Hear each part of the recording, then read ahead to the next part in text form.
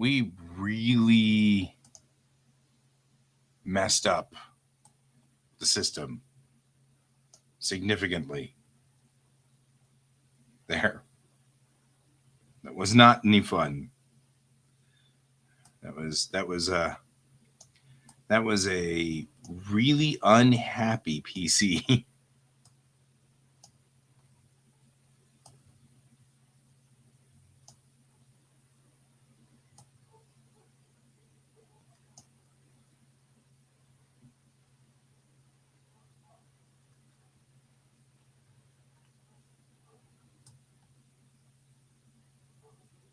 So, I think we're back up and running though. I also think I pretty much lost everybody who was watching me. So we'll do lounge music.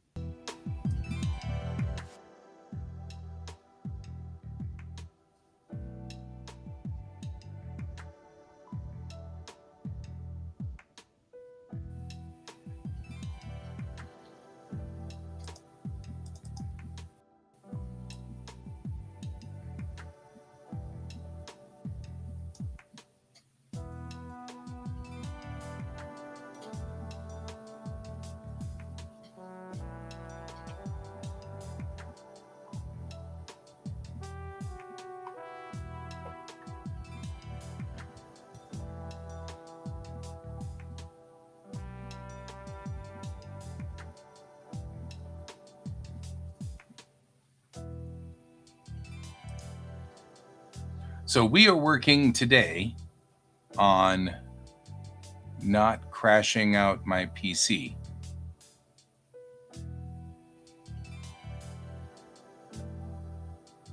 That's what we're working on today. We're working on the animations, or we're working on the video.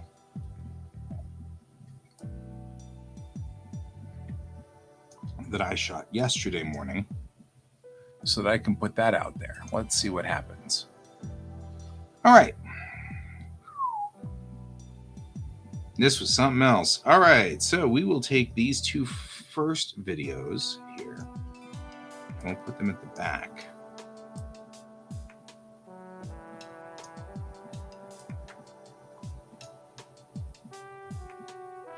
And we got all of these, which are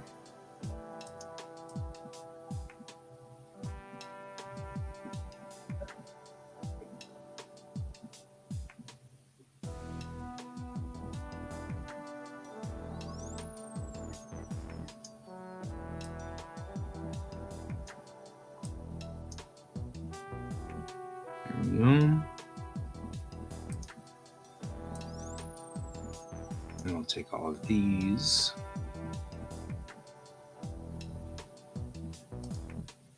And I'll strip them of sound.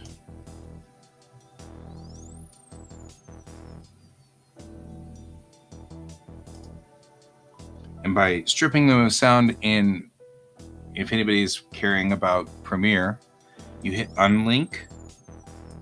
Then you can just select just the sound on the bottom and then hit delete. And these are all MOS now. MOS is the television term for mit out sound. I think it's German, but it means without sound.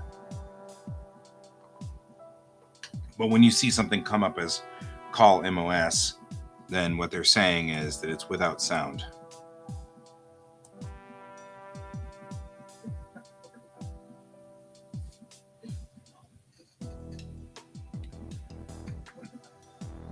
Now, what I'm also doing here is I'm going to separate the ones that we thought were good from the ones that were not good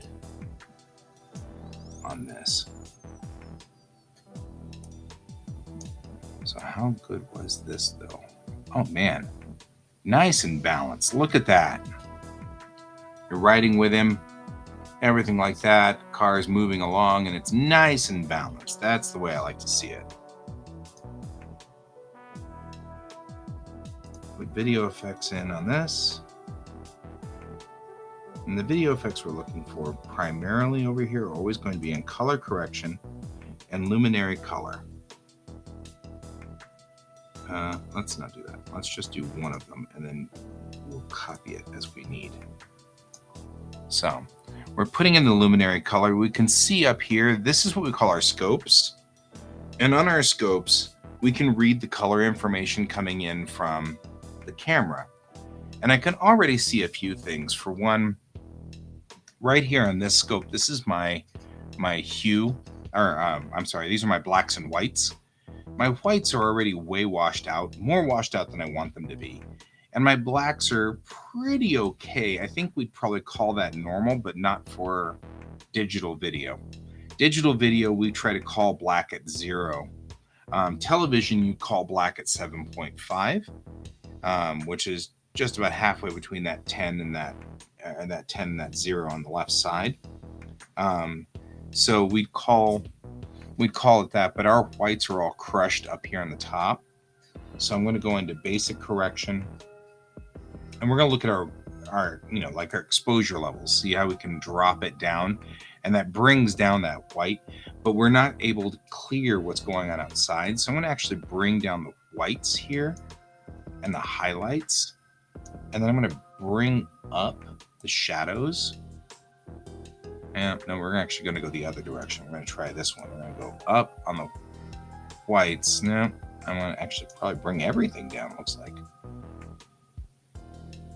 So what we're going to try to do is we're just going to try to bring all of this into a clear broadness here.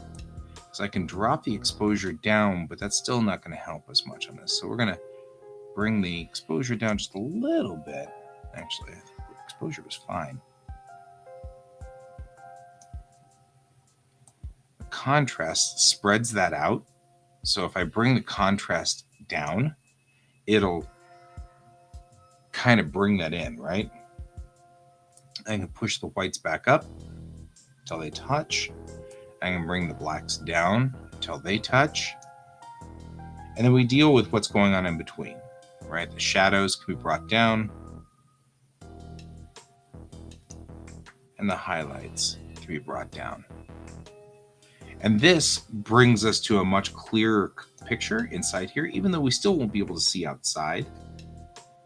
It looks more natural, and you can see it. There's traffic, and that's all that's really important, right? Although it is fascinating that we can see through Will's glasses, right? So all I'm doing here is I'm trying to clean up this video, and I'm looking over here on my scopes, and this is what we would call these are what we would call, I actually added this one, which I think is kind of cool, but these two are normal television scopes. So I'm going to clean this video up using these two scopes by using our traditional video rules. And the way we usually use these, it's kind of hard to see, but the way we would usually use these is with color bars, right? If you've ever seen the color bars in the front of a television show, you've seen that color bar. This is the color bars, right?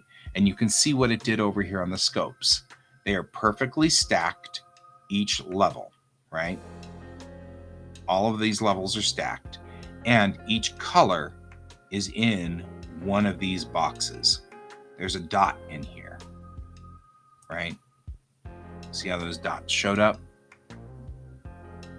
The dots line exactly up on my vector scope, right? So this is the vector scope. This is the waveform monitor, and they're showing me what my signal looks like on the scopes. This is what we used to do in television all the time. We'd get footage in, and this is how you make all of your footage match. So what the director of photography wanted will match what you want on here. I don't have this capability, but if you take this and we take and skew its colors and stuff like that, you'll get different things. So, okay, looking here, I'm just going to look at Jake's face. We've adjusted now to what we're looking for in the car to kind of give us some more graphic detail here. I'm going to want some more saturation to get more color out of this, just so it doesn't look so bad, right? It doesn't look so dull. Oh, we get cat butt right away, huh? Right, instant cat butt. Just add water. Right off the bat, we get cat butt.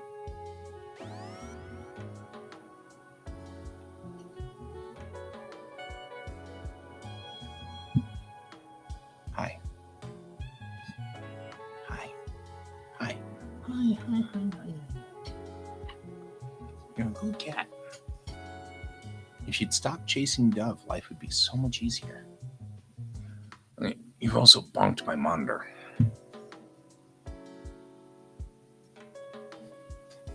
Bonked my monitor. Bonk.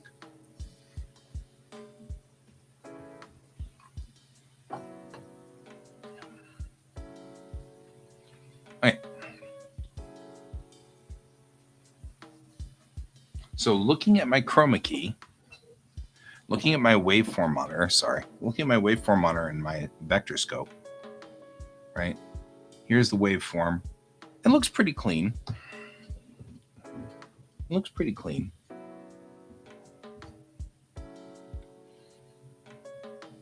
Whatever we do over here on this monitor, on the scopes, we're probably going to want to do elsewhere. But you can see already, just looking in here, all of my color is crushed down here, right?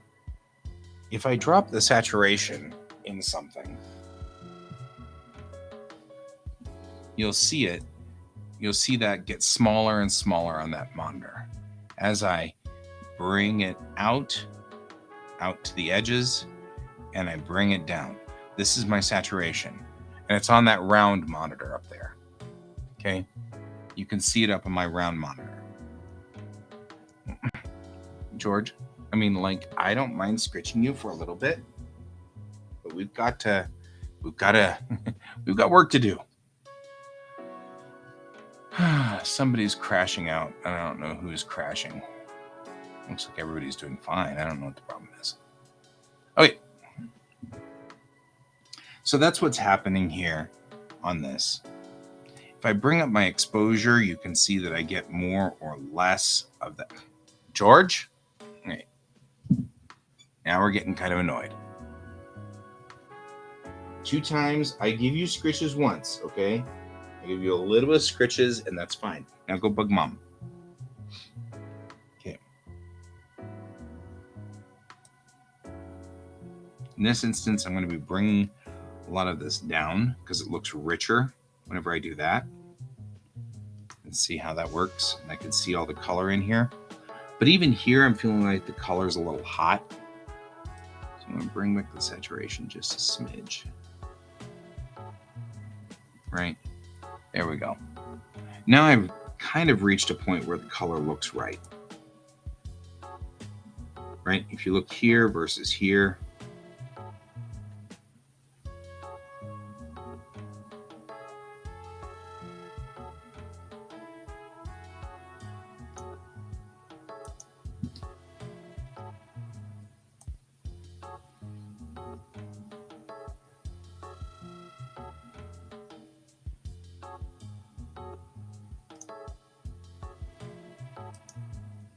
okay.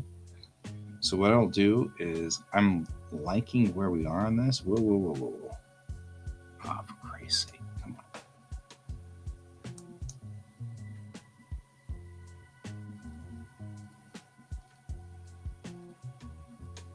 I don't think I need to tilt the temperature. Yeah, maybe I do. Maybe I like that because it's a little richer.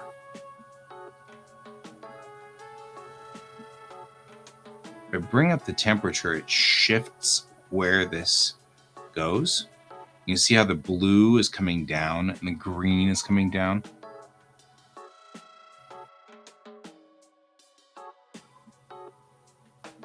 It's making if I rotate tent, it's going to switch where it is on the vector scope. So we don't need really to do that much. Everything looks like it's tinted correctly. And the truth is that if I want this to be true, then at true color, all 3 of these guys should be balanced, right? Except that I don't think it was true. I feel like it was a little weak.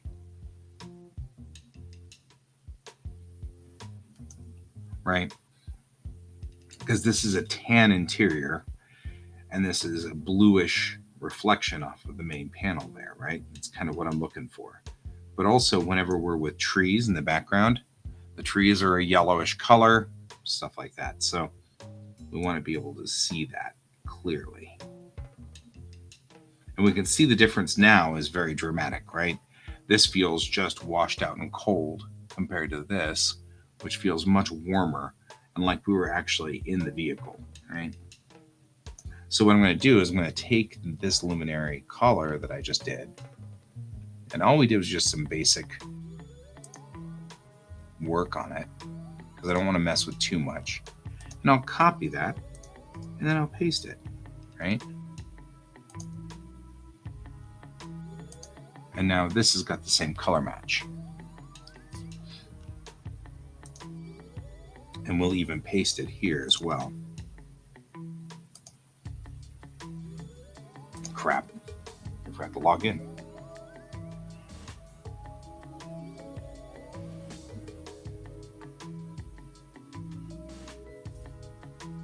I perpetually forget to log in.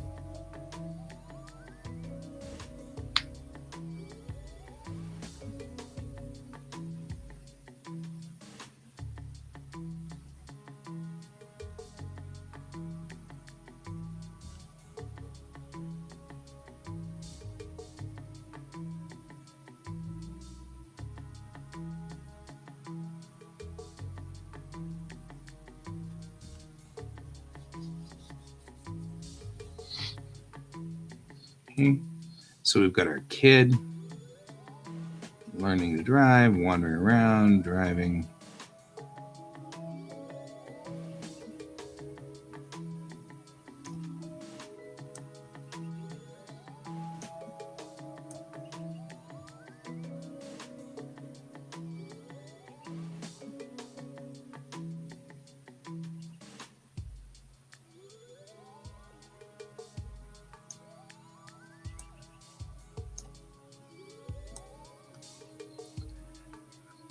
I don't know, I'm driving around, I'm looking at his phone, and I'm going around, getting distracted, all of that stuff, which is important because we teach distracted driving.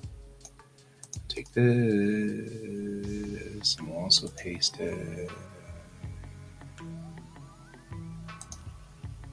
So that the color codes are the same. And even this, which I'm not 100% sure what it's doing. I'll paste this as well.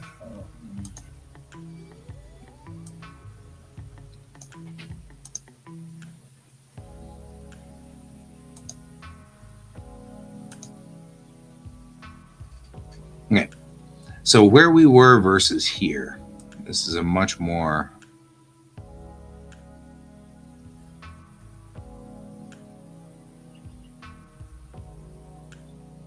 right, much richer color combination.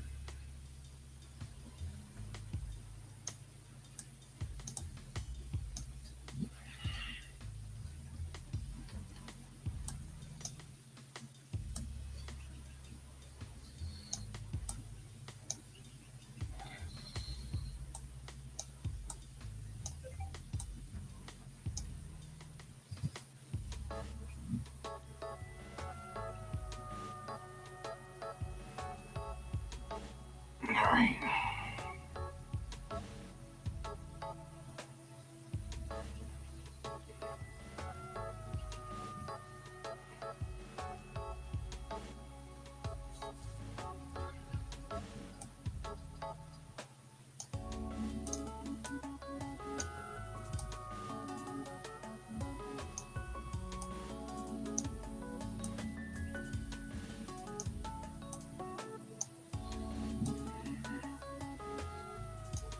Good morning, Bob. You missed explaining how television worked.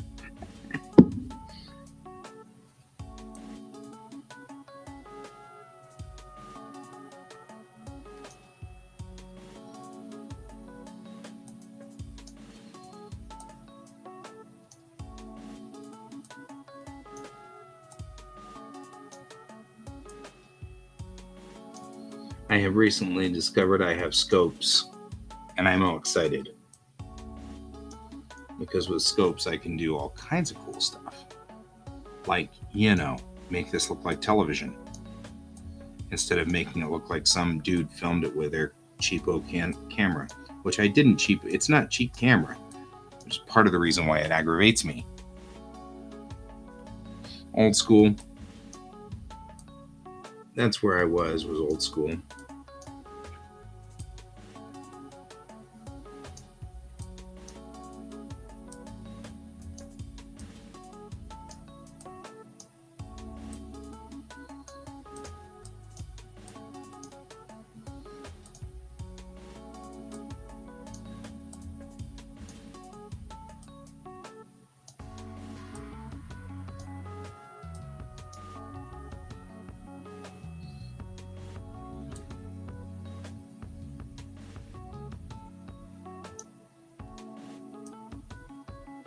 I was saying, now that I have scopes, my life is so much easier.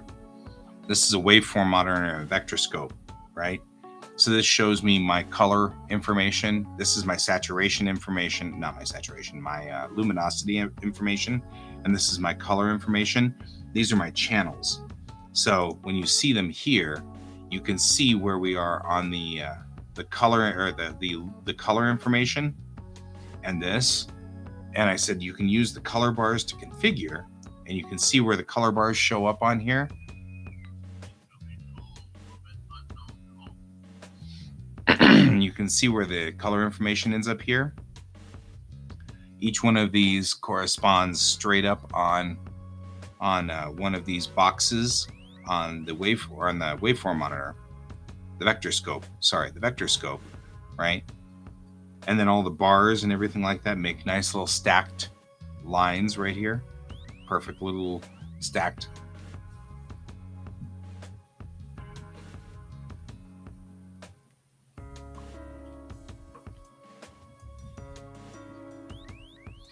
So when I look at my information here, I can see where we are on this. So we're going to do 2 batches of this information. I'm going to take all of this, these are pickups. I'm going to move them way the hell over here so that they're way out of the way, so I don't have to mess with them for right now. Because we need to sort these.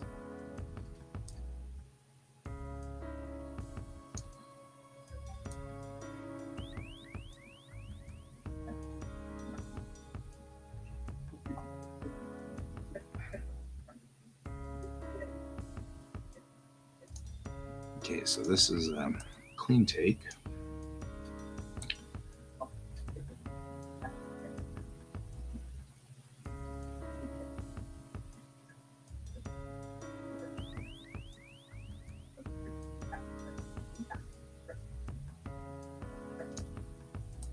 That's a clean take.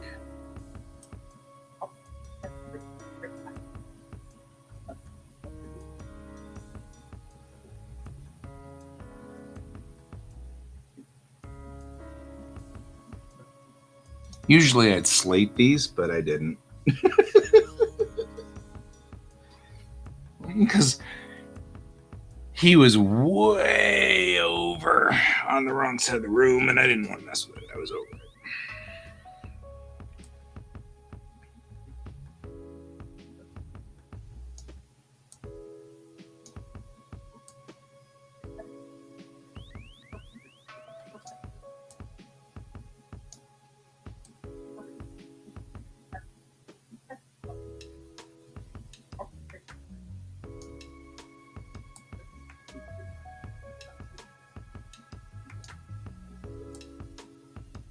It was great working with him, though.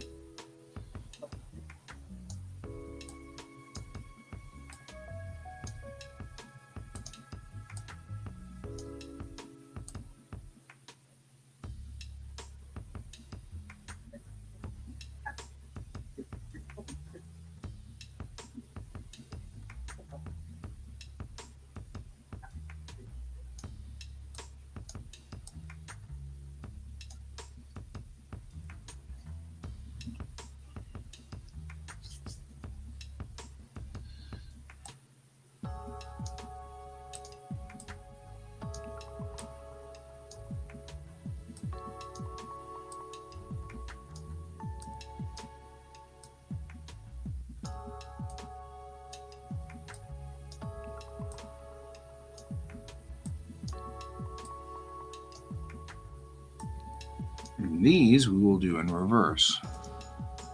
Take unlink, and since he's looking down, I'm going to delete the video. In doing so, we have just audio.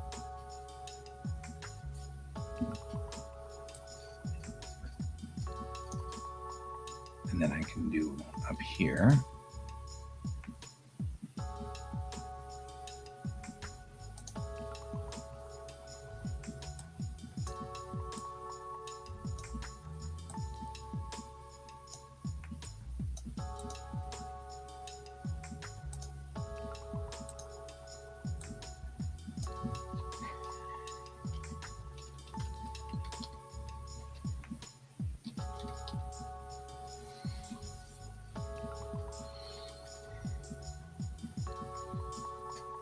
Good morning, Brent.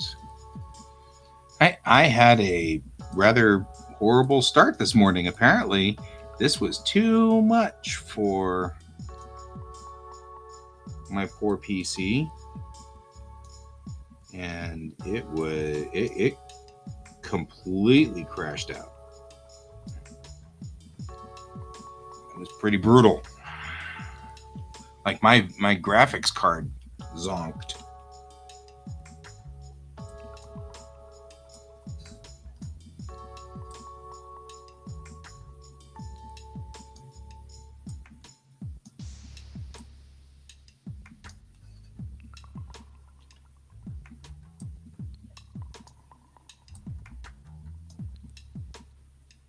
I was down to only this monitor. Oh, Premiere. So, I mean, like, are we shocked that Adobe trashed my machine? Is anybody shocked?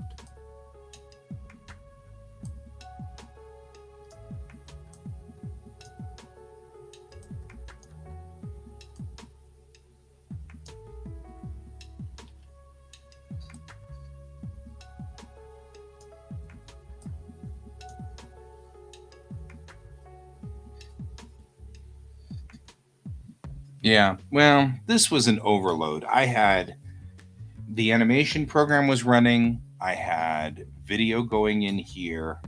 That was running. I had this show going. I had OBS running. I was asking for it. I really was. This is a pretty beefy machine, but I was asking for it.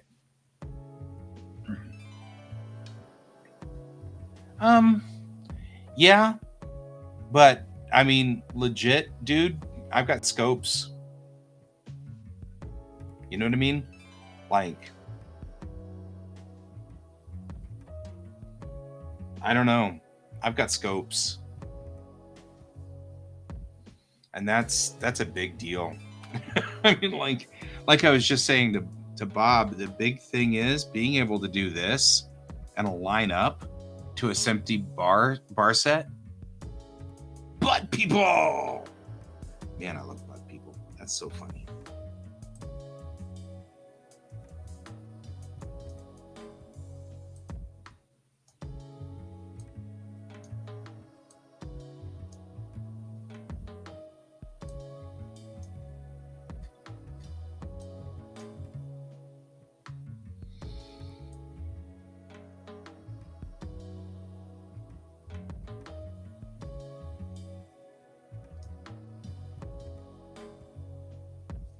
I knew it was coming. All right. Yeah, I don't know. It's there will come a time where I'm going to decide I've had it.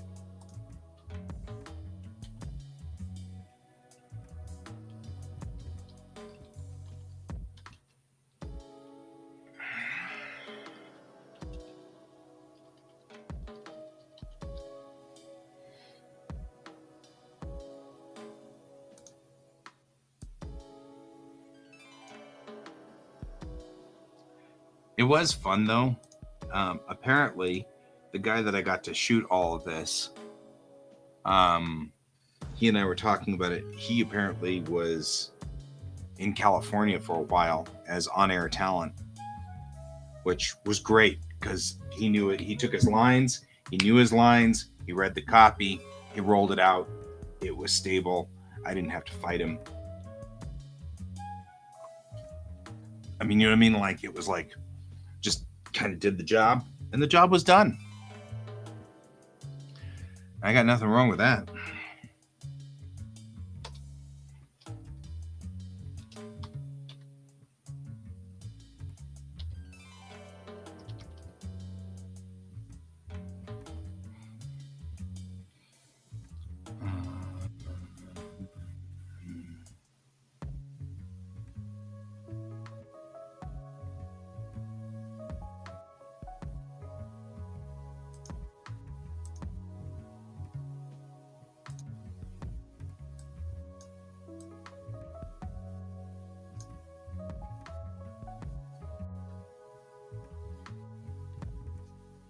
Yeah, I mean, it was nice having someone who was on air talent, because that they know they know what to do. And so once I got camera lined up, I didn't have to say anything. I'm like, here's your copy.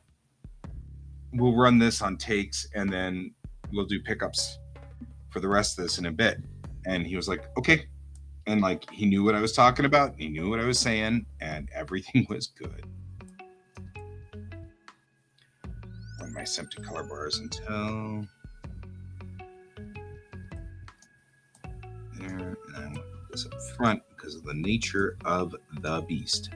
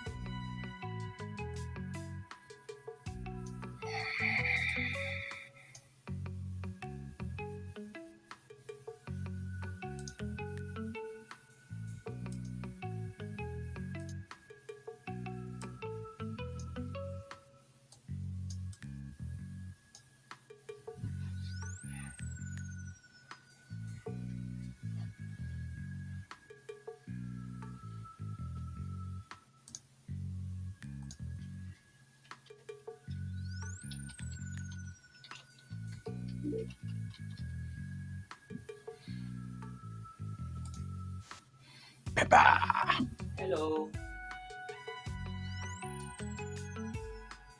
How are you doing this morning? Oh, I'm doing great. You know, she was a Marine. You know that, right? Yep. Okay. She was also an early activist as well. Yep. Got arrested for doing activism too. She was pretty kick butt. Yep. Just saying. Not going to complain about her at all. No. B. Arthur, Estelle Getty, all of them. Like, they were all good. Mm-hmm. So Good people. the funny thing is if you look at the show and people are like, oh, blah blah blah, like they may mention like a fact about it or something, and they mention like what happened later in the show with certain things. Mm-hmm. I always have to remember the original pilot. It was supposed to be the four of them plus a cook that lived at Blanche's house. Okay. Like Blanche's children like had hired a live-in like cook handyman situation, but the guy was, as Estelle Getty's character basically put it, she kept calling him like Fruit Loop type stuff. Oh, yeah. So, So he was gay, and they were using the gay slang for it. yeah. But in the pilot, basically, he was there, and then the episode 2, he was gone. Yeah. But I've only found this mug once only. So, Nice. and it has her line, "No, no, I will not have a nice day." So, um, anyway, what's going on? I've got to do all this editing. Hmm.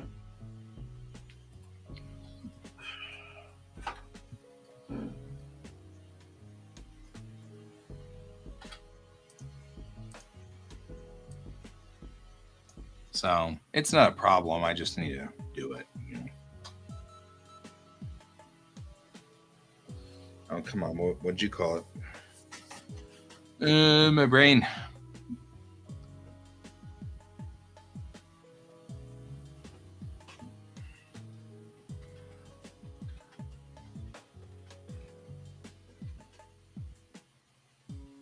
I was like, I will finish all of these animations by the 13th. Then they were like, hey, why don't you do all this other video work? And I'm like, hey, that's okay. I don't mind. At your job? Yeah. Well, since I'm doing both of them for the both of them, it's like,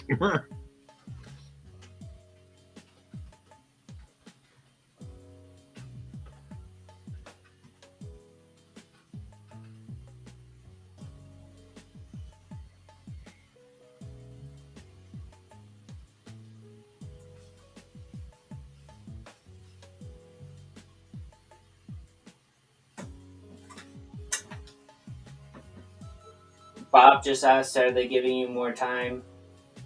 oh, I hope so. We'll see. There we go. That's what I want. Refresher.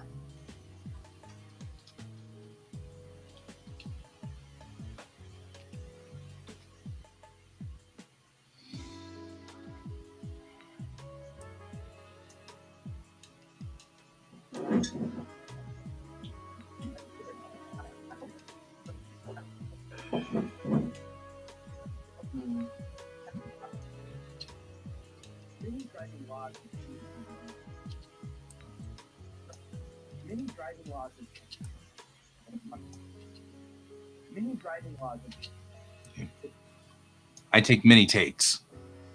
Oh yeah. I'm on the clock right now, except for the fact that I forgot to log in for 30 minutes while I worked for my computer exploding. Not you.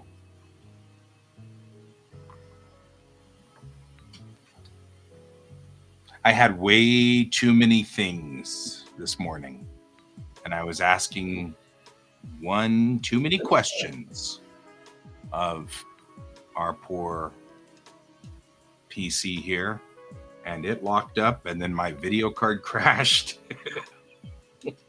Like these two monitors just went black. This monitor went black and then came back on with all of my applications only on this monitor, and these two never came back. And it was like, woof, yeah, you're out. But I was able to clear the stream, shut the stream down, then close everything, save every spot right in the middle of the screen, this black box right here, which was right in the way of the shutdown button. So I couldn't bring up, you bring up the dialog box, then hit the power button and say shut down. And it was right in the way of that, where it was just this black out. And so I had to look, and it was I could just see when I put my mouse over the right spot, it brought up the thing, and I could just see the parentheses where it says, shut down your computer and restart, or restart your computer, or whatever, like the first three letters I could see on the left side of this black box. So I had to guess which one was shut down completely. And I did, and I shut the whole thing down, gave it a count of 10, brought it back up, and we're fine. But I'm not going to run. But I was running my animation program, I was running Clip Studio Paint, and I was running Premiere, and was running my email client, OBS, and the stream here. So that was all up at the same time. So I think we were asking a lot. You're asking an awful lot of the poor kitty-wake here. My little PC. I think it did great though, considering. Our practice for defense. Our practice for defense. Our practice for defense. I'm just making sure that they're all the same takes before I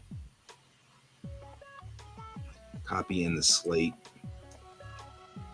for it.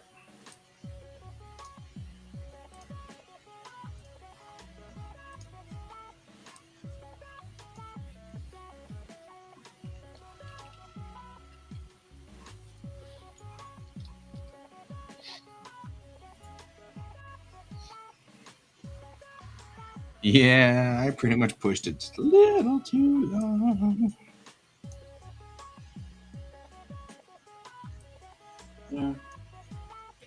Which is all right. We got there.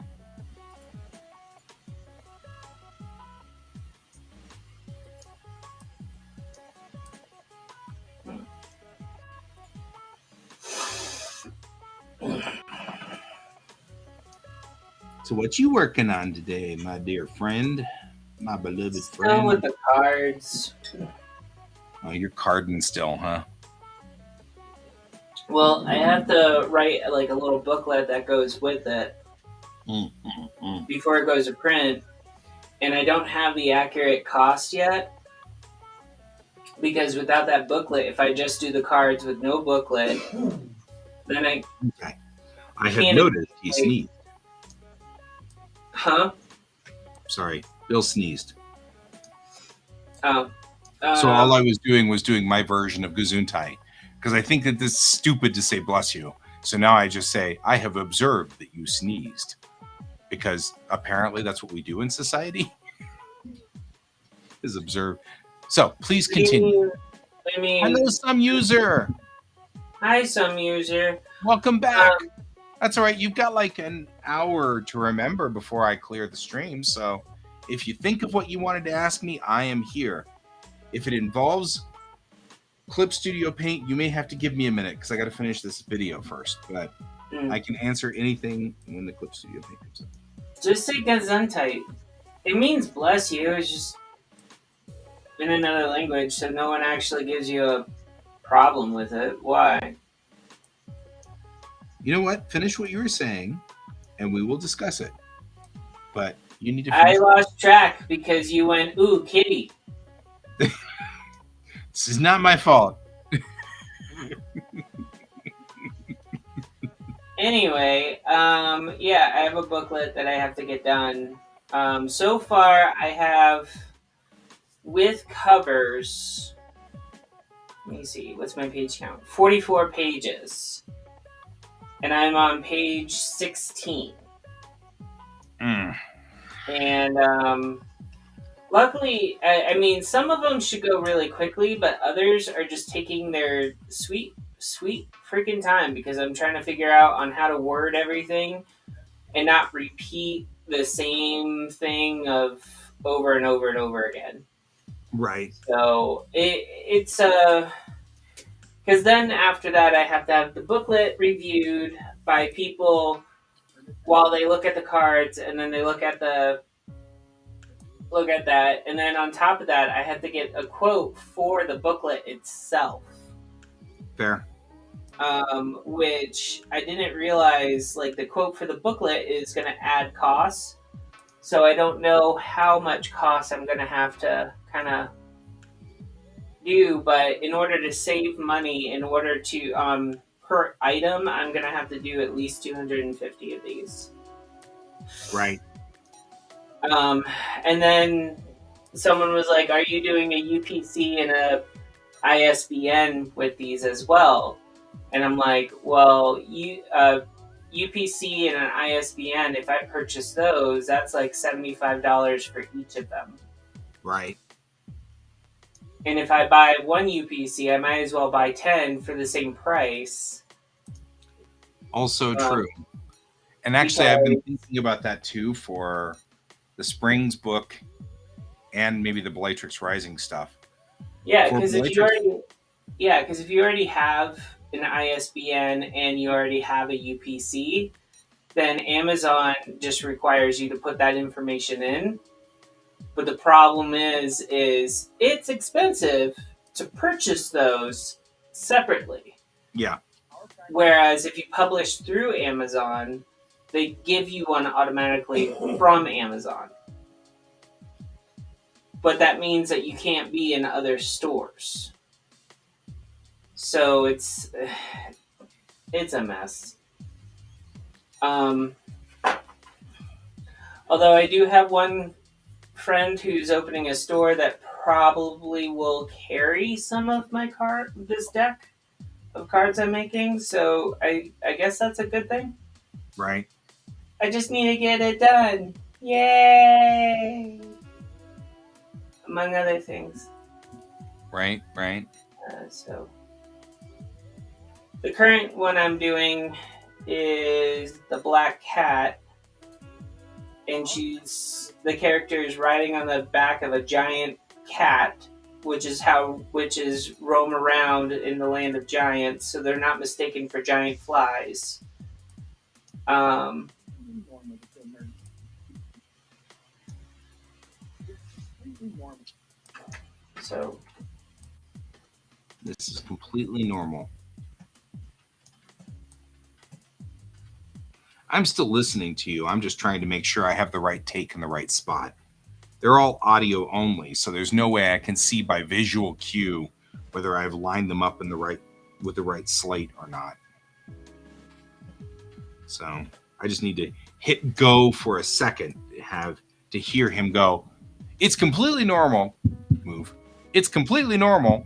Move. Our practice. Okay, that's a different one. You know, that's what I'm doing over here.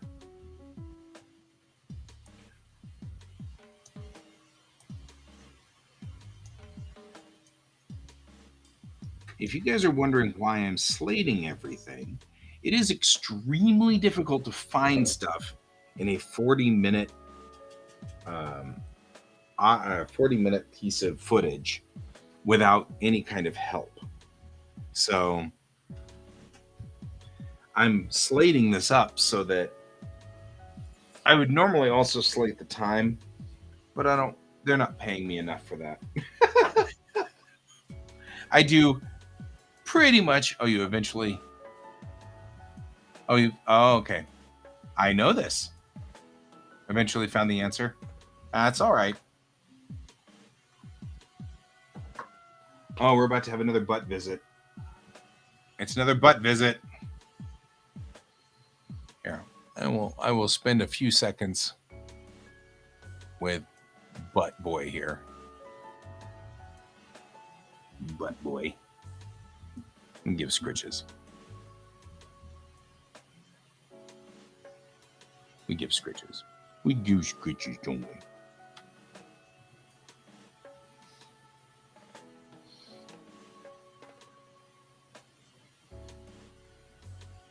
We were going through and finding pictures of George when we first got him, and he was so little. He was such a teeny thing. Did we say Black Cat? Did I say Black Cat? I don't remember saying Black Cat. I just remember something. I don't know. You're a weirdo. I'm gonna pet him and love him and squeeze him and hold him and call him George. That's what his name is. And that's why you got it. I'm going to love him and squeeze him and call him George.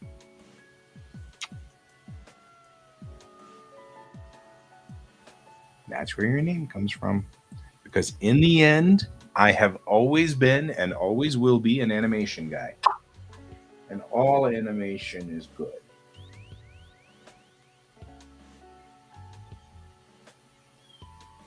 But yeah, we found some good pictures of him when he was a kitten. And it's so funny because it's like, you look at him and he's this little teeny thing about yay long. And now look at him. What a monster you've become.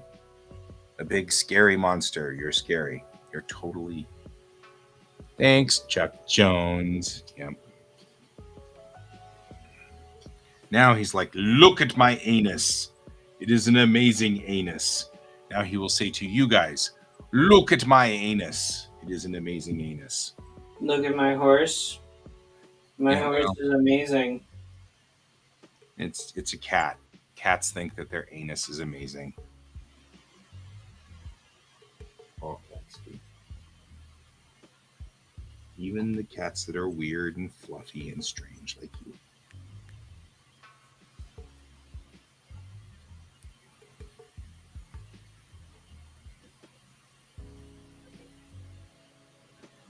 No heinous anus for you. Huh? There's actually a song that Bill has on his phone. I don't know if he actually still has it on his phone, but before we left Florida, one of our friends basically told us about it. It's a song from this website. And it's literally look at my horse is amazing.com, I think. I don't know if it's still up. Let me see. Apparently, traffic is disastrous this morning. Right? These are not the words you expected to hear on this show, but you have a cat, some user. And so, as long as there's a cat, these will be words that will be spoken. Did you actually star that out, or did it star that out? Because that would be frickin' funny if it decided that that was a word that you could not say on YouTube. Crack me up. I would be like humored forever for that. Okay. Well, I'm gonna play this song for you on You get a YouTube. copyright strike if you do that. Well, it's on YouTube, so I'm playing a YouTube song. On YouTube? Okay. Well, yeah. I mean, do you not want me to do it? Do you want me to just link No, to it? no. It's fine. You can do it. I'm just saying we'll get a. Don't let us get a copyright strike for it. Okay. But if we do, we've had worse. So you can play it. Shows nostalgia can help you remember. Yeah, it's a commercial right now. Because I don't pay for my YouTube.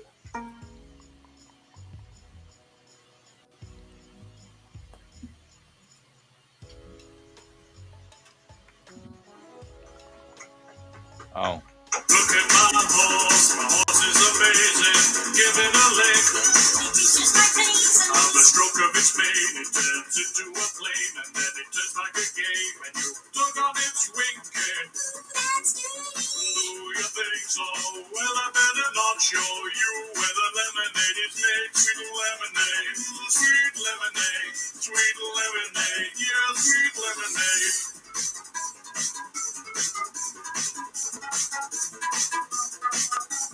Get on my horse, I'll take you around the universe and all the other places too. You'll find that the universe pretty much covers everything. Shut up, woman, get on my horse. So bizarre. Look at my horse is amazing. Give it a lick. It is just like raisin. On the stroke of its mane, it turns into a flame, and then it turns like a game, and you took off its wing, kid. That's good. Do you think so? Well, I better not show you where the lemonade is made. Sweet lemonade, sweet lemonade, sweet lemonade, yeah, sweet lemonade.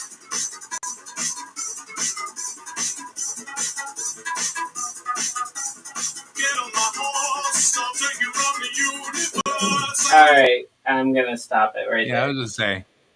Yeah, I sent you a link to it, so. And Thank you.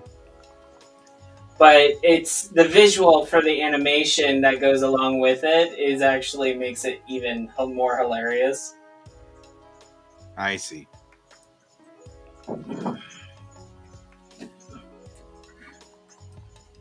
One, two, where are we? We come out of here at 6:36.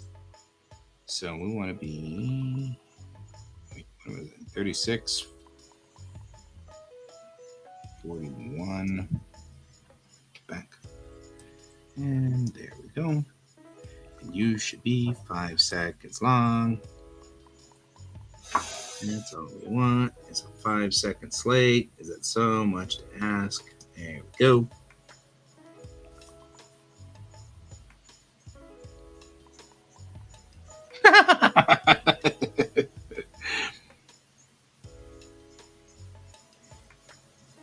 I've got to admit, some user, I kind of was too.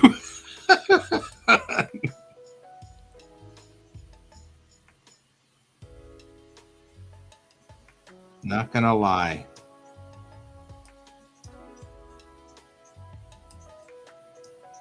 You're not that far off. Right?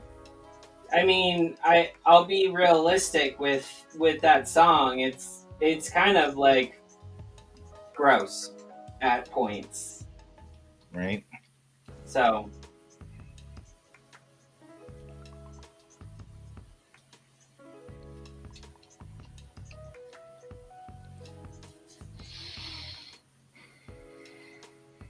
Furry's yiffing. Oh boy.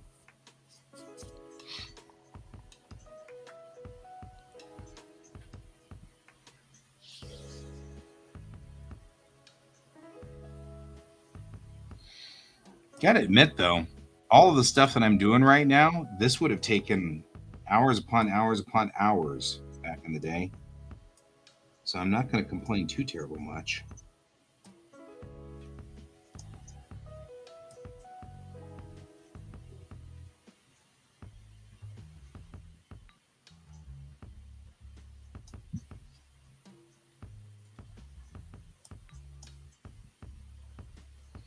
Okay.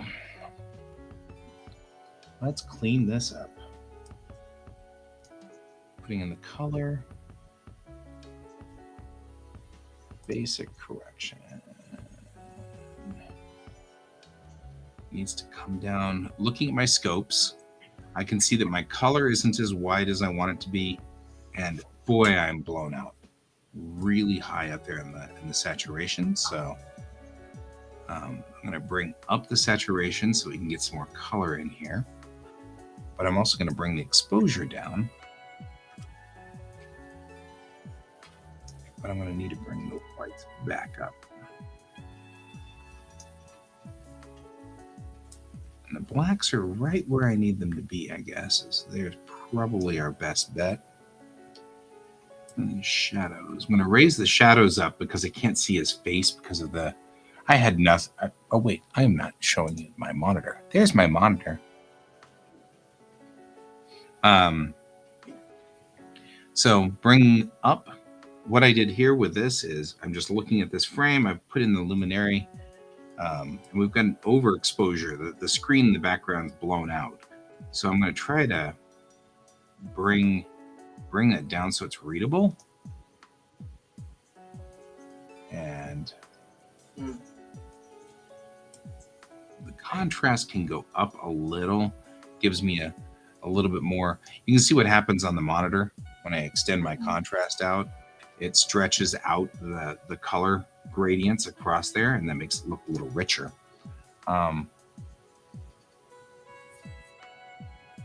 love the old parallax machines with the hand crank, so you could crank it along and you go along and it had like a marker on it, so each frame was marked, so you could just do that. Or it was actually ticks, and what they would do is they would talk about how many ticks you rolled, the different levels of parallax. I am not going to lie, I have seriously considered making a parallax machine. I've thought about it.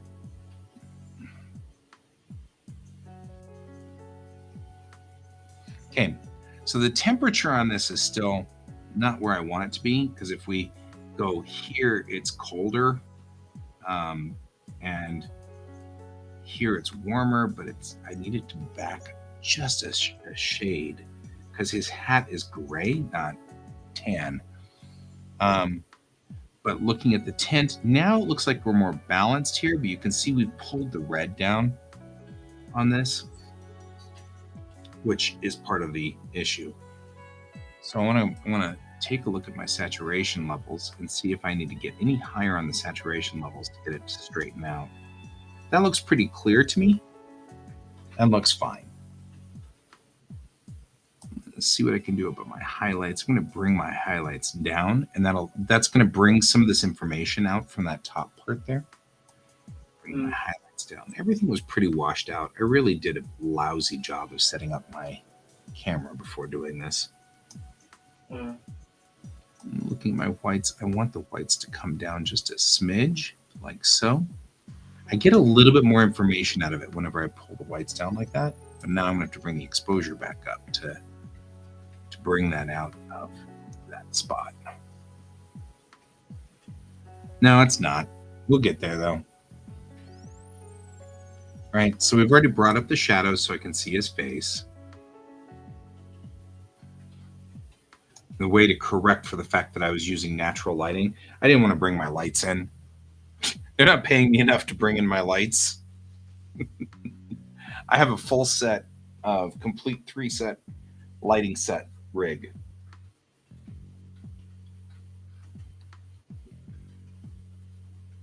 And I didn't want to bring it in, but I could have filled in here and been fine. But instead, I didn't, because, you know. So let's see here.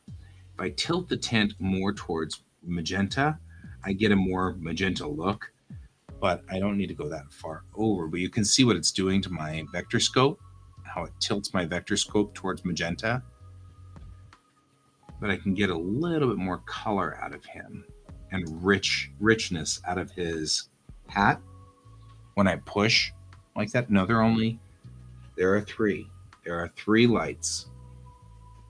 Bob.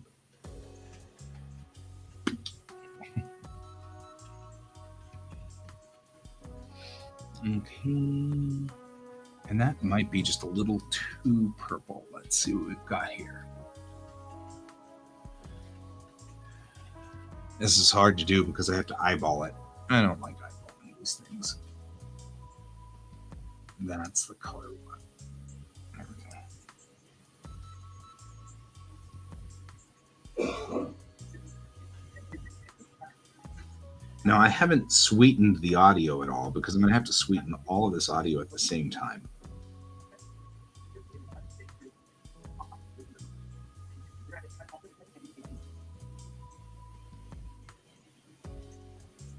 I like that nod. Yep, that was a good take.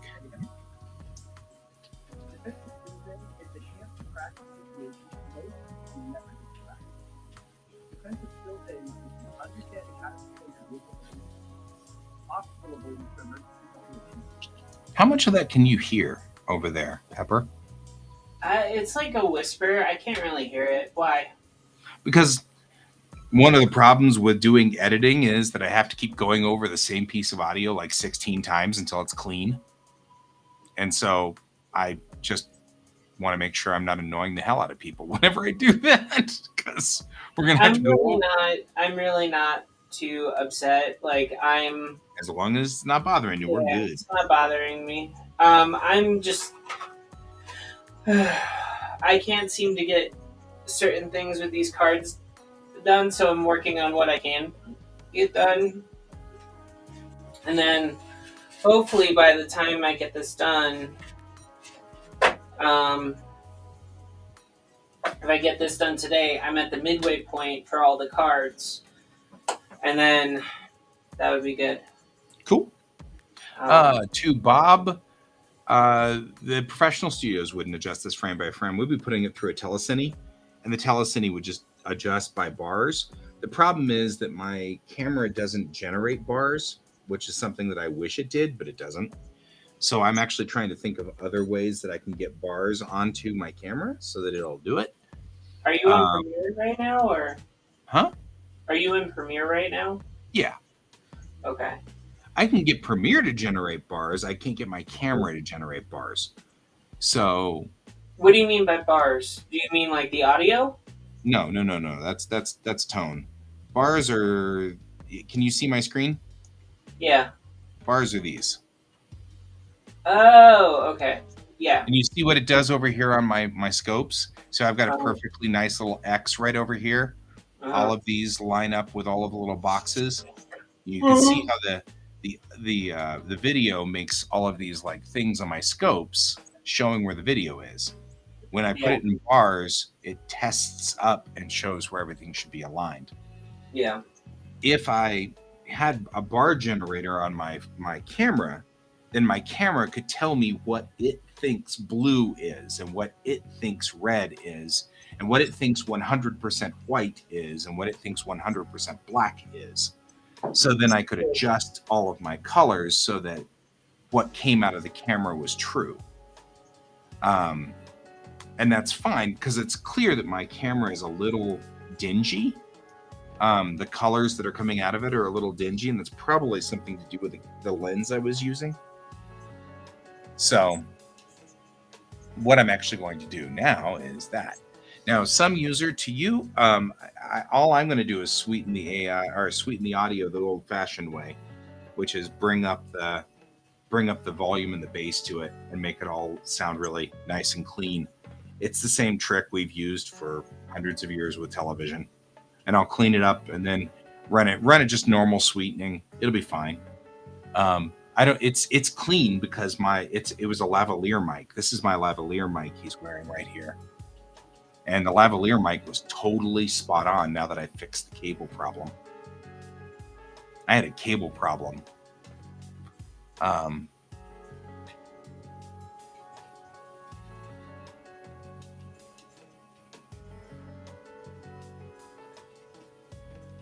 Bob, are you saying that sardonically? like legitimately, that's why we have those bars. And the reason that television does it, why you see it whenever the television signal went dead, was because they usually would put they usually would put the bar generator in line of the signal because the bars and tone would be in line first and the bar generator on the other side. So the signal generator would be on the other side of the video generator, and the video generator would then cross feed in front of it on television. So as long as television had a signal coming out, you didn't see what was going on the signal generator. But as soon as the signal dropped for any reason, then the signal generator would be the only thing that was in line. So when television would drop out, all of a sudden you get the bars and tone because the signal generator was behind it in the line. I will be right back. Okay.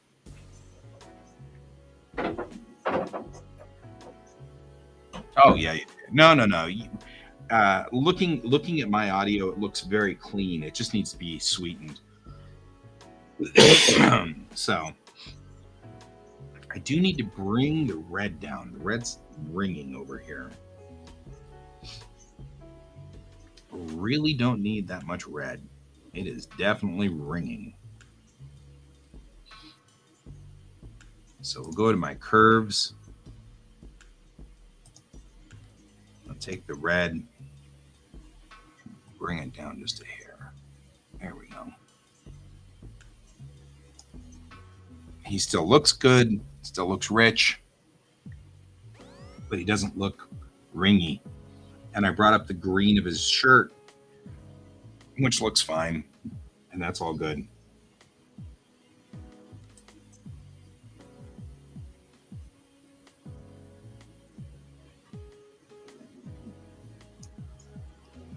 It's really just up here where it's ringy.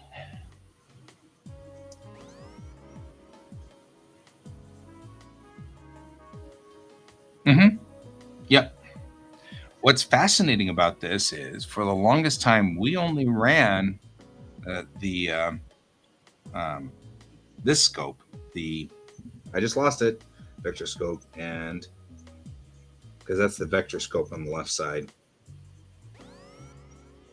Oh well, doesn't really matter. You know what? It tells me waveform, right? We only ran our waveform monitor, which is this guy here, because all of our TV was black and white. So we didn't need anything other than our waveform monitor. And then in the 60s, when we added color, we had to add our waveform or our vector scope on the other side so that we would see our color and chroma. Now you can see, though, as I have enriched the color, my chroma has gone up around here. You can see there's a lot more of this cloud heading out towards this area here. And I have to be a little careful because my magenta is starting to push out here, but I am getting a little bit more in the blues and the cyans from back here. It probably ought to be also dealt with just a hair, right? Because they're getting a little ringy too. This is more what I'm looking for, is a more balanced picture, right?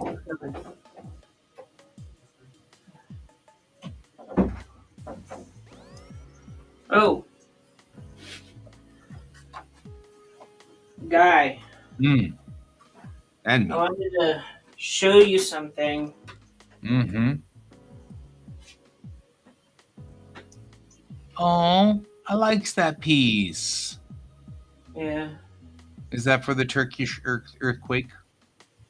No, No. it's going in my child's room. Okay. No, but I didn't think about that. But this is a Roman. This is an Italian Roman thing type deal. I like So, it. I like it lots left. I found out that there's a Roman goddess from ancient times that was in charge of adoption. Oh? And her whole thing, her whole shtick, her priestesses and everything, basically they ran an orphanage. That's kind of cool. And so when people would lose children or have a hard time having children or anything, they would go to these temples and they would match them with children. And those children would grow up. And since they began from one of those places, they would have a statue of the goddess brought with them that they would have from birth or from whenever they were adopted. Nice. So, and since my husband's family's origin is in Italy, Tuscany province, but not Rome, but still, it was one way to integrate that aspect. It was a fun little factoid I found out. So, That is cool. and apparently she's been in the goddess has been in pop culture for a little bit, for 2 or 3 stories, something like that. One was a sci-fi type series where they were traveling on a planet that used her name as the planet's name. And it was like a pseudo thing where like she was raised by robots and she was searching for humans to be adopted by. So Okay. on a foreign planet. On a porn planet? On a foreign planet. Oh, I when you said porn planet, I was like, well, that's a curve. No. There was an anime that also had the goddess included in it, but it was in a really weird way, so I don't think that's a good example. But there is another live action series where one of the characters basically mentions that she's becoming a priestess to that goddess and going and working there as a priestess, watching over children. And then when I looked at the origins, apparently no one understands where she came from because no one knows who her parents are. Her parentage is unknown, so basically she was adopted by other gods and goddesses as she grew up. Interesting. Freudian slip. I don't think I would really be saying porn when I'm talking about a foreign planet. No. God I may think have I'm talking something about on not his my mind, Freudian so- slip. Yeah, a guy may have something on his mind, and he needs to deal with that on his own time. I don't know. I just hear things wrong. I kind of wish that was like the way that it worked in my brain, but it isn't. Mm. My mom used to say, "Your Freudian slip is showing." Yeah. It's funny. My mom was a character. I'm just saying. Oh, my mom just gave me a very healthy dose of let's use sarcasm to cover your pain all the time. A healthy dose of guilt. Mm-hmm. Well, I grew up Catholic, so you can't really You're can't already really do guilted. that. Yeah. You got more guilt than Jewish people at Hanukkah. What are you talking about? Oh no, I have friends who are Jewish, and no, some of their parents are way worse than mine. Oh, they just Catholics. Pepper, They just try. Pepper. You have Jewish friends. What's the candy that looks like money called? Huh? What's the candy that looks like money? Gelt.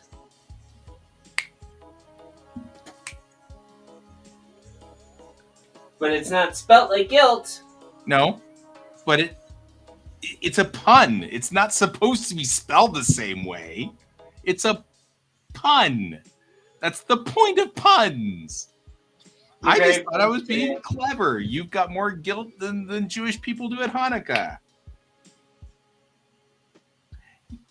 Mm, Come on, that was a good one. I don't know. A It's little one of my bit favorite cringy parts of there. Hanukkah. A little bit That cringy there. that and my buddy James always finds these, like, they're little candies that are shaped like an orange slice, but they're all different flavors. I love those. I've had those. I like the dark chocolate version that is paired with orange with Yeah, those. no, those are different things. These are like jellies or something. They're not quite, I don't know. It's hard to explain. Anyway, I like those. I'm talking about the same thing. They're dark chocolate covered. Okay. No, I think those are a different thing because these don't have chocolate on them. Well, I mean, I know which ones you're talking there's about. Those are jelly like, in the they look like center. little bundt cakes almost. They've got the same shape as a bundt cake. I like those too. Oh, you're talking about. Oh, okay. I think I know what you're talking about. But they're jellied, right? They're not. They're not actual cake. Right. No, they're jellies. Yeah, they're jellies. I know what you're talking about. Sorry, I was thinking that you were talking about like the little squares that are covered in chocolate with the jelly inside. No, those are good too.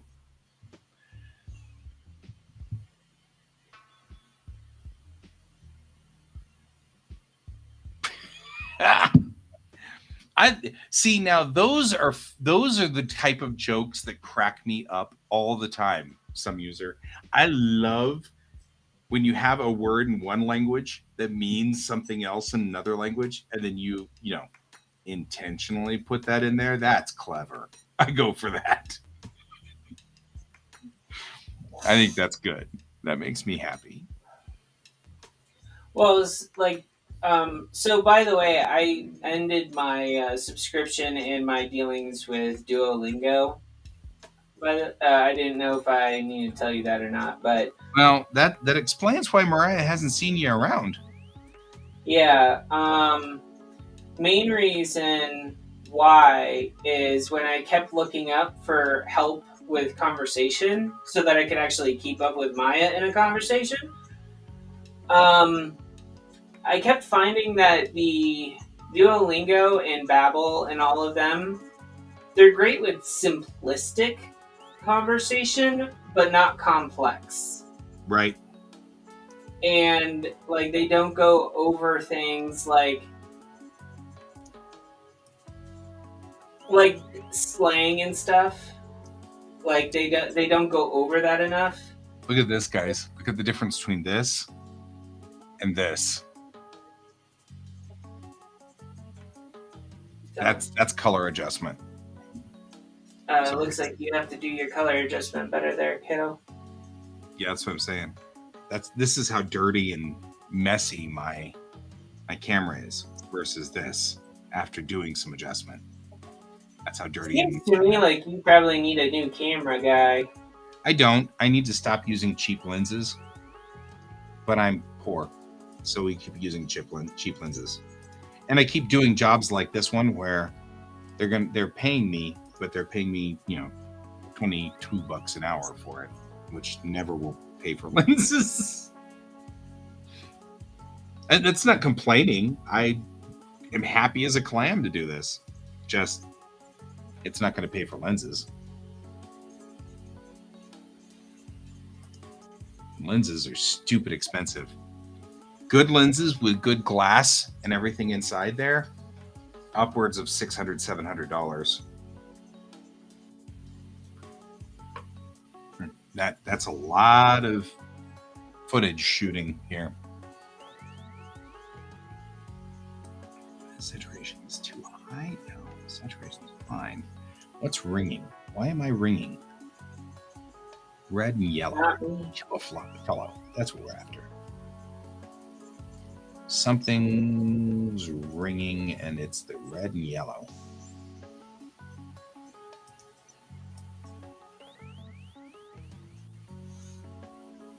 It's coming in from the blue?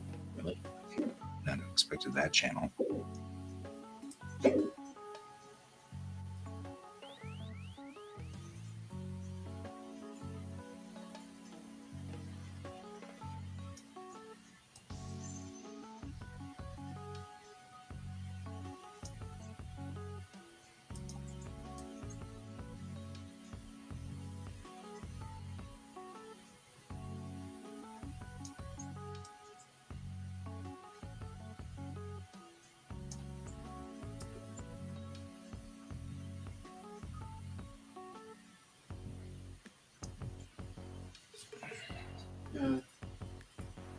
Can I do an auto adjust on this and see what it says?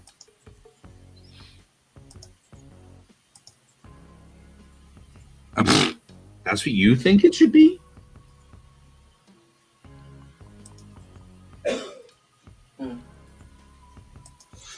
Yeah. So, Bob, yeah, I actually paid for Duolingo to do a slang, like they had like an additional like slang thing to do, but all they did was they took American or English slang sayings and translated them poorly in French. They didn't make sense to French speakers at all. Surprise me. And I mean, it makes sense to us as Americans, but like, it didn't make sense at all to them of why you would say it the way that you say it. And then basically, so I was watching a video about it, and they basically said, we don't say it like this. This phrase is actually translated this way. And I found out that not only was it way shorter, it was like half of what Duolingo was trying to get you to say. So it's like, okay. Because they do everything very literally. And that's not always the greatest thing when you're trying to learn French. When you're trying to speak to French people, you can start off by just telling them, hey, I'm still learning. I'm sorry if my speech is poor. And they usually work with you after that. Duolingo doesn't do that. Neither does Babbel. Or Rosetta Stone. Ooh, faded film. Oh, that crunches it. Don't do that ever again. We just got to get that red out of there.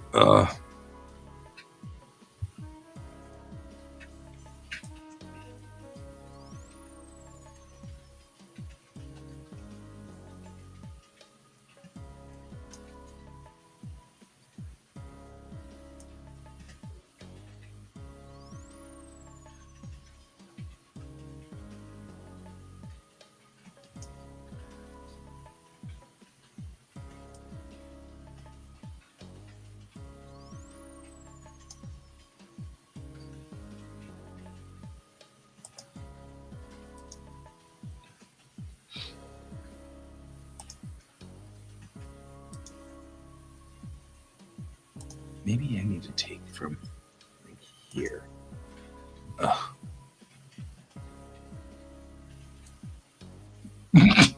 Dubbed anime? That's awesome, actually.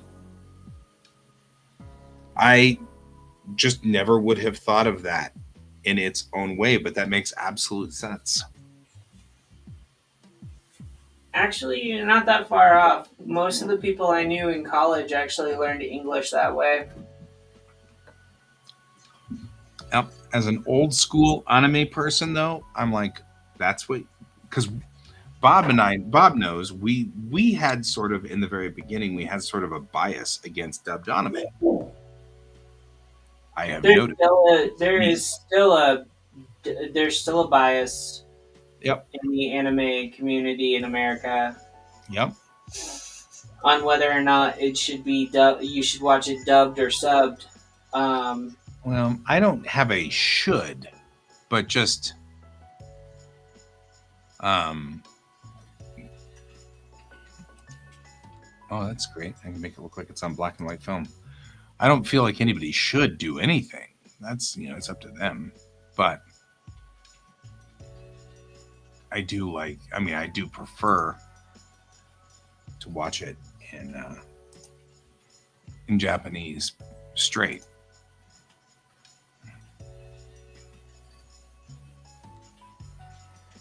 Can't seem to get it to de-red. The red is just so hot. And now you can see the red is now, especially the yellow, the red and the yellow are escaping the chroma now.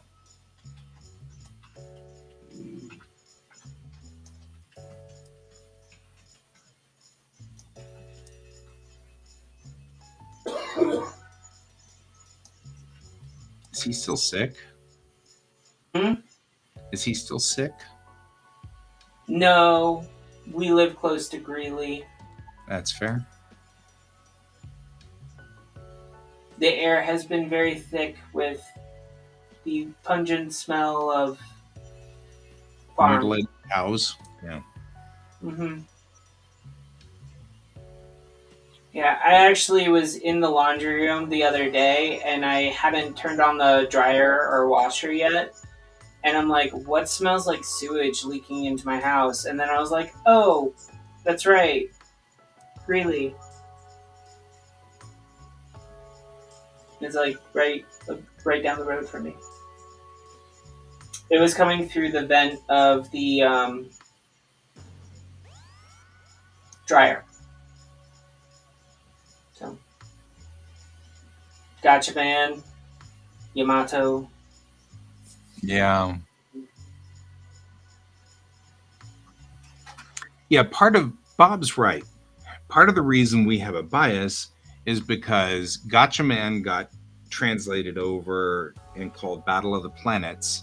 And though awesome for 6-year-olds, by the time you got up into the age of, say, being anywhere reasonably adult, it was silly. Right? That's all right. I mean, I remember when they were sitting there telling kids that rice balls and sushi looking things were cakes and donuts. Honestly, in anime, I thought that's all they ate was desserts for the longest time until I realized no, that's actually not that food. Mm-hmm. Yeah. I'm actually gonna have to do this because now I can't. There's a reflection on the screen I can't see. I always like the fact that in the anime dubs as well, for some weird reason, if they showed what was it, kid friendly characters drinking like beer or sake, it was funny. They always made sure that they made a comment somewhere where this is not for kids and it shouldn't be drank by. Yeah, well, that's what Bob's talking about is like spring water and crap like that with the weird. Yeah. I feel like I've screwed this up so badly now I can't tell what I'm supposed to be doing anymore.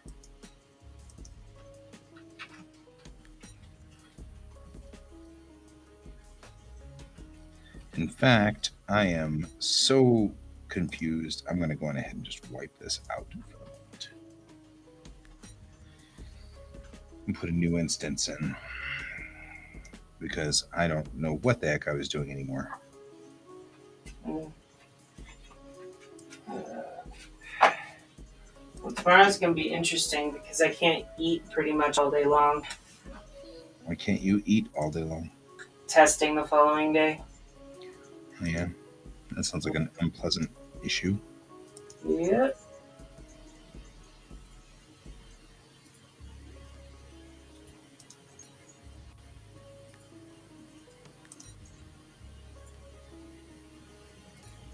All I've got is like everything today. It's just super confusing.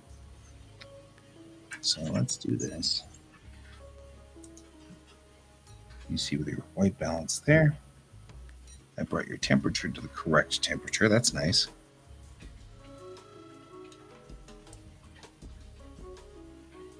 Let's get some of this off of that.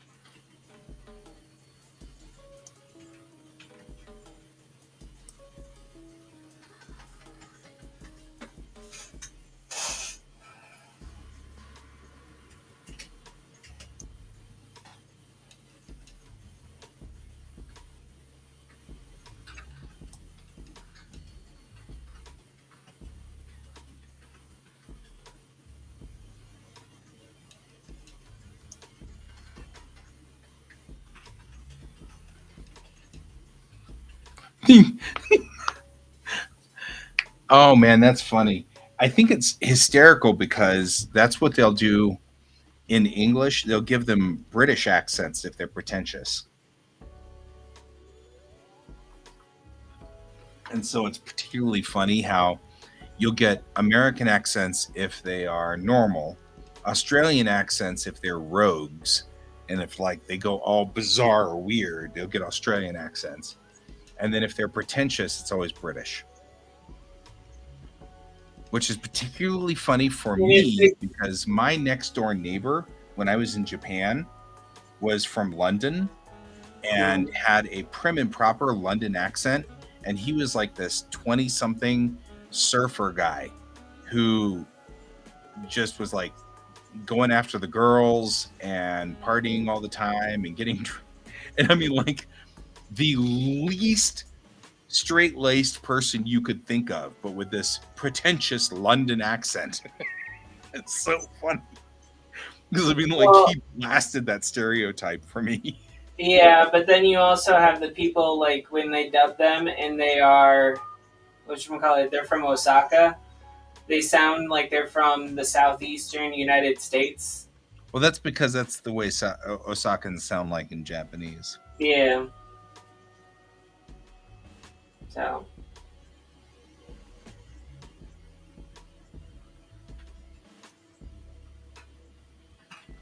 Villains, but that's the Star Wars effect.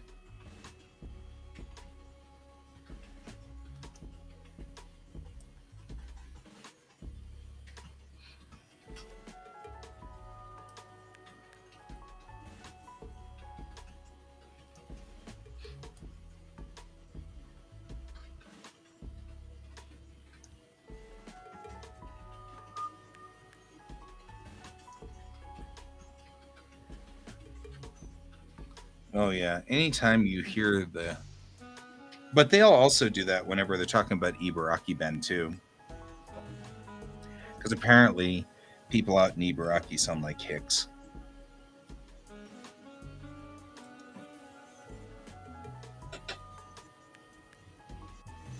Although I do have to find it weird how they portray the Hokkaido accent. Depends on the anime, but for some weird reason, it's like sometimes it sounds like just normal speak. Other times, it sounds like they are like snowboarders from Colorado. Very unusual. They're not consistent with Hokkaido.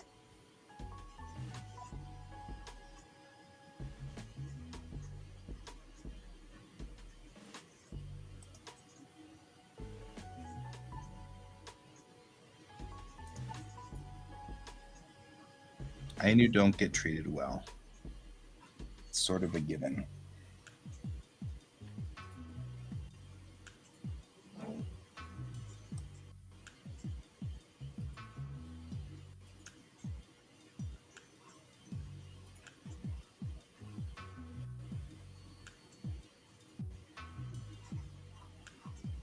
That's not bad, actually.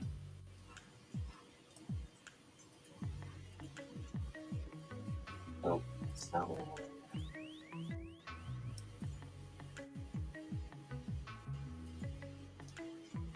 That's probably closer to what we're looking for.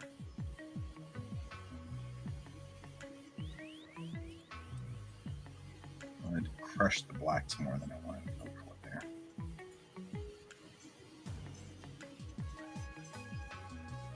There we go.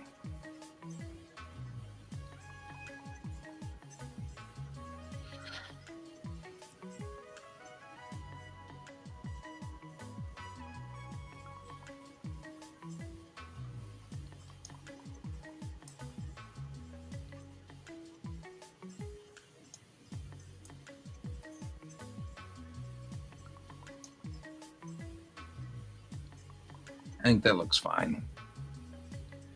And I'm done fussing with this, so.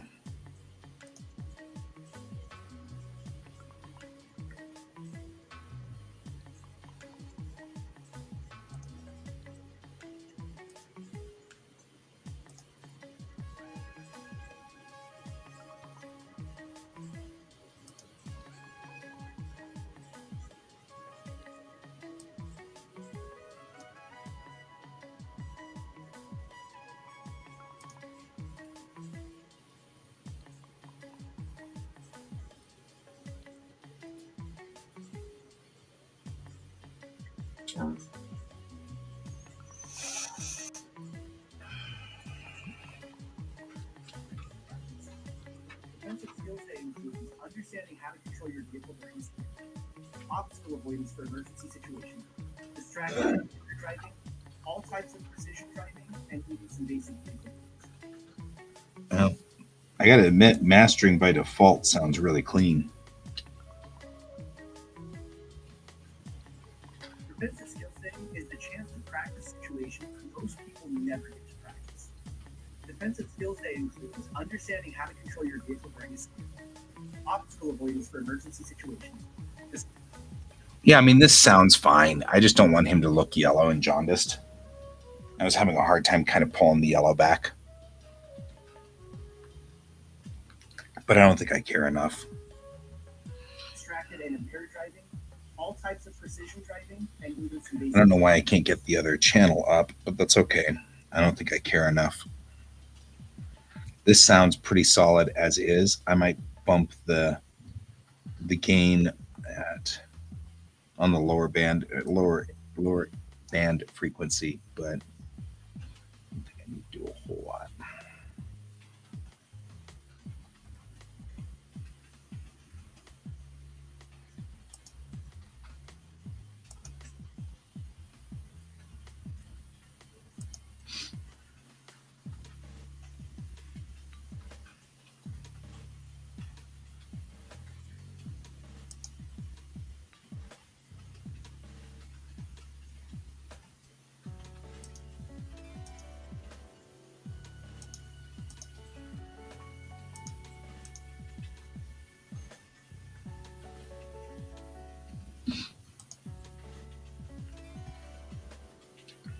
Is the chance to practice situations most people never get to practice.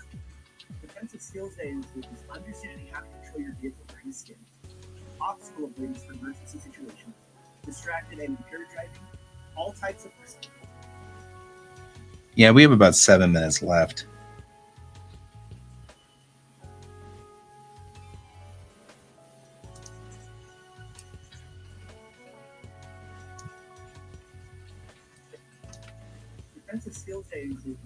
understanding how to control your vehicle during a skid, obstacle avoidance for emergency situations, distracted and impaired driving, all types of precision driving, and even some basic vehicle maintenance.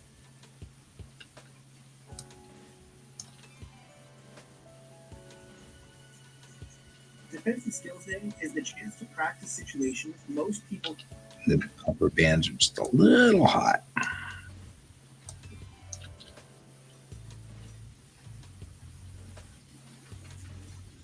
Defensive Skills Day is the chance to practice situations most people never get to practice.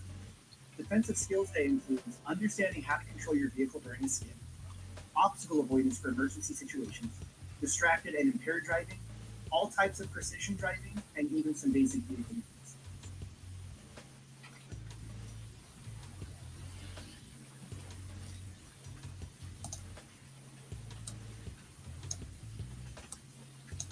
Is the chance to practice situations most people never get to practice. Defensive Skills Day includes understanding how to control your vehicle during a skid, obstacle avoidance for emergency situations, distracted and impaired driving, all types of precision driving, and even some basic vehicle maintenance. I don't think I like the fact that I just now realized that my monitor, if I tilt at a slight angle like over here, it actually loses some red. Oh, you got it, man. Put down the stupid cell phone. But we on DSD we have the kids drive around with their cell phones and they're trying to text people while going through the obstacle course. And invariably, they take something out. Whole series of cones and stuff like that.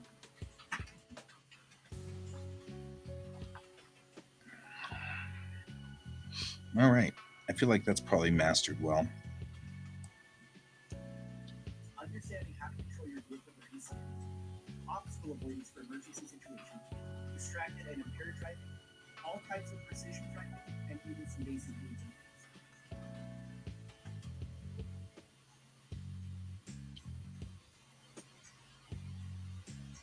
Even driving while being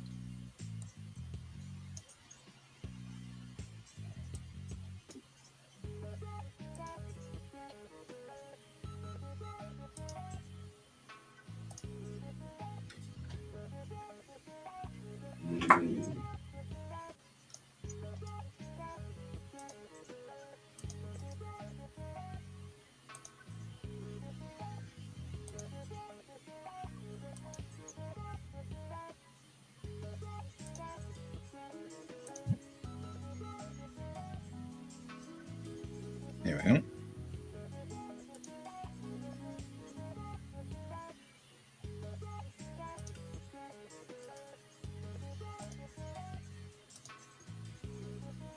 You can hear it in here.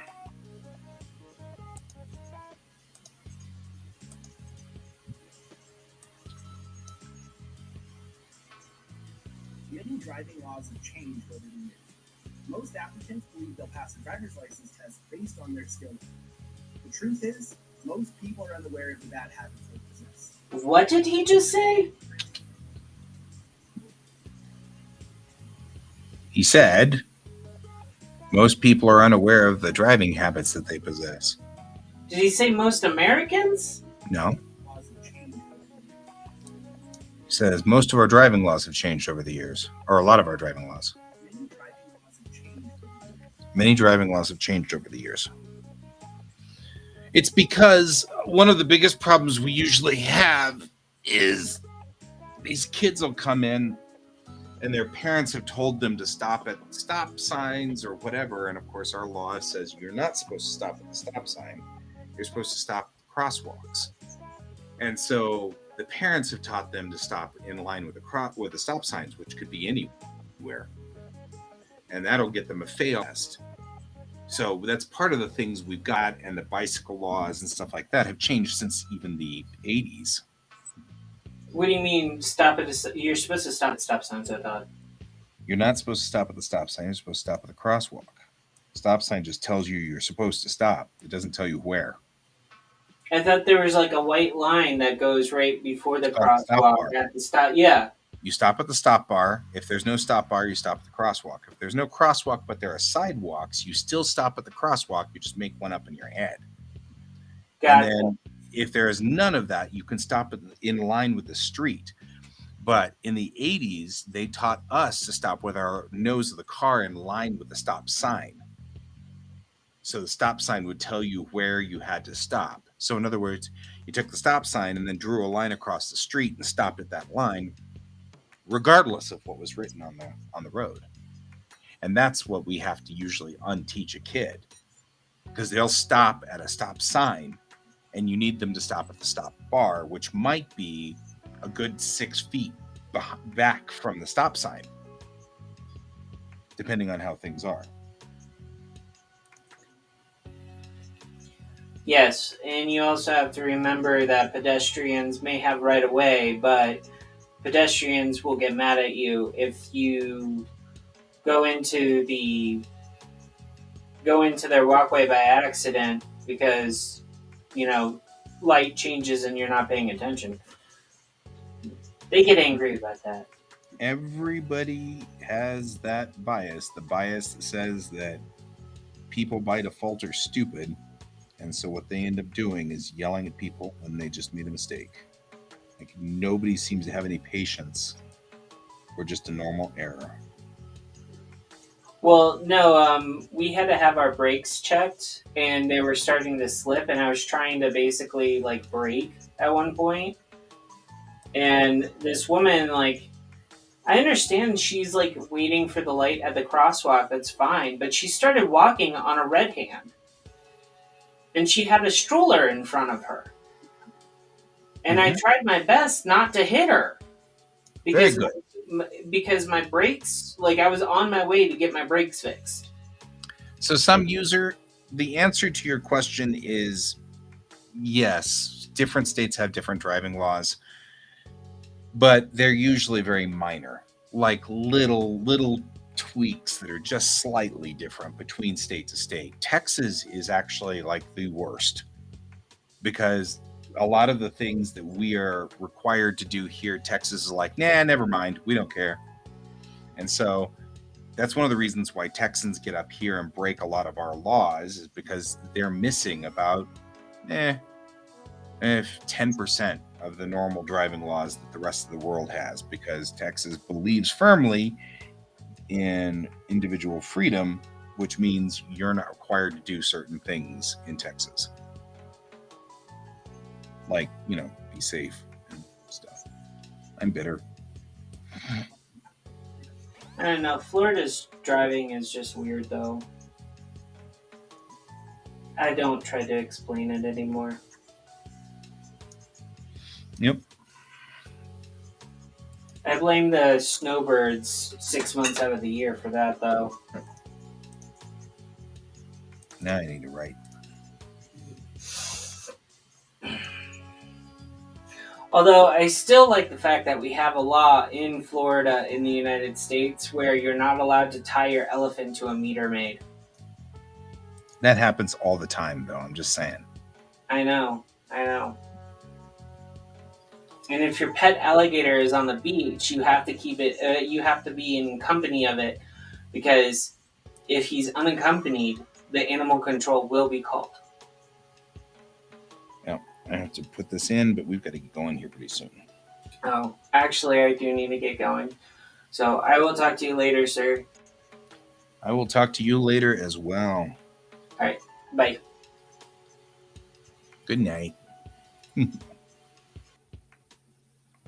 So I'll explain real quickly. Florida Man is actually a thing because Florida's got a law specifically that says that if you get arrested for anything, it must be published. So they've got these books of everything that has ever occurred in Florida, all of the bizarre stuff. But that happens, those things actually happen in every state. It's just that all the other states don't publish them. And so what happens is that the news agencies end up with a gold mine when it comes to Florida Man, because they can just find every weird thing that has ever occurred because it's a searchable database. So it's completely searchable. Anyway, so that's that. I'm going to go. I will see you all later.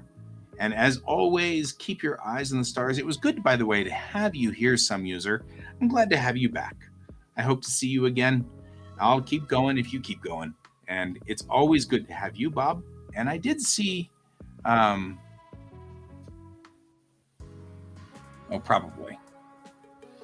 Thank you for being here. I did see Brent here earlier, but Brent has been busy all day working, and that's kind of a bummer. I'm sorry, Brent. Anyway, I will be back on tonight to continue the stream. Hopefully, I will be back to animation tonight. And anyway, I will see you all later. As is typical, keep your eyes on the stars. Bye-bye.